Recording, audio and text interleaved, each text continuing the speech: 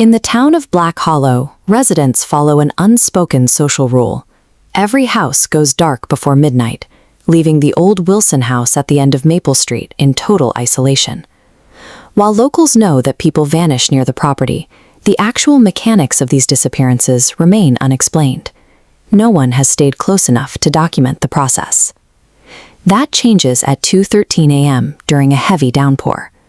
Two subjects, 16-year-olds Ethan and Jake, approach the rusted gate to investigate the house for themselves. Ethan is a skeptic. He views the town's warnings as a collection of tired ghost stories, and he pushes open the gate to prove the property is nothing but an ordinary abandoned lot. By stepping past the perimeter, the boys move from the safety of the public street into the entity's active territory. They have unknowingly turned the Wilson house from a legend into an active encounter. The first measurable change is atmospheric. Immediately upon entering the yard, the temperature drops until the air becomes freezing cold. Then, the house responds physically. Without anyone touching the handle, the front door slowly creaks open, inviting the subjects inside. Inside, the air is thick with the smell of rotten meat and wet wood. Dust covers every surface, except for the walls, which are covered in deep, fresh scratch marks. We call this Phase 1, environmental rejection. The entity is manipulating the local atmosphere to prepare the space for a hunt. Among the debris, the boys find a collection of family photos. Every single picture features the same smiling woman. The photographs have been specifically mutilated.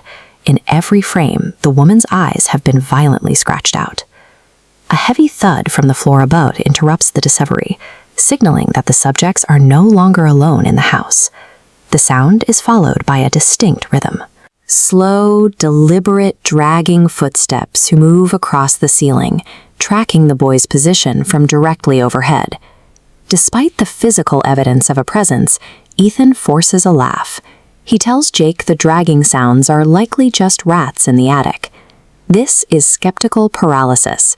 The human brain's attempt to rationalize a terrifying anomaly often prevents victims from escaping before the predator strikes.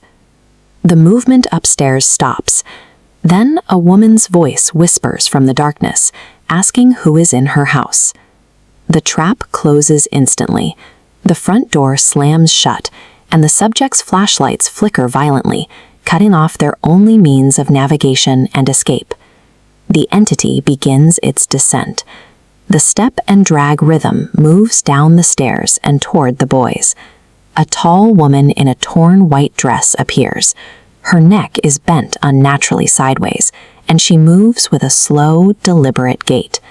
Where her eyes should be, there are only black holes leaking dark blood. She smiles and whispers her motive. "You took my eyes." The flashlights die. Jake's scream echoes through the house, marking the final stage of the isolation protocol as the entity consumes its targets. The next morning, local police investigate the Wilson house. The storm has passed, but the interior remains undisturbed. There is no trace of Ethan or Jake. The only physical evidence left behind is two muddy flashlights sitting near the base of the stairs. Upstairs, a new message is written on the dusty wall in fresh blood. It reads, "Now I can see again." This suggests a cycle of consumption. The message on the wall directly echoes the mutilated photos, indicating that the entity uses the arrival of outsiders to restore its own physical state. The disappearance of Ethan and Jake proves that in Black Hollow, urban legends are more than just stories. They are survival guides for navigating an environment shared with a predator.